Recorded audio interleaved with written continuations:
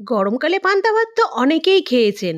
তা বলে এই রকমভাবে পান্তা ভাত কি কখনো কেউ খেয়েছেন? সাথে থাকবে আলু চোখা আর পেঁয়াজ দিয়ে চিংড়ি ভাজা। উফ! কি দারুণ টেস্ট তার। একদম স্বাদ সেই ছিল। তো আমি এখানে পান্তা ভাত নিয়ে নিয়েছি। আর তার আগে আমি আলু চোখাও মেখে নিয়েছি। আর পেঁয়াজ দিয়ে আমি চিংড়িও ভেজে নিয়েছি।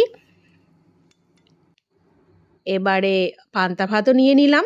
তার সাথে আলু চোখা আর পেঁয়াজ দিয়ে চিংড়ি ভাজা। আমার একদম প্রিয়। এই এক গড়াস নিলাম, তাতে আমি পান্তা ভাত নিলাম আর তার সাথে আলু চোখা আর একটু চিংড়ি। উফ! আমি যতক্ষণ খেতে থাকি।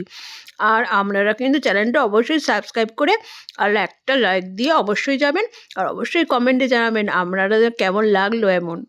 Thank you.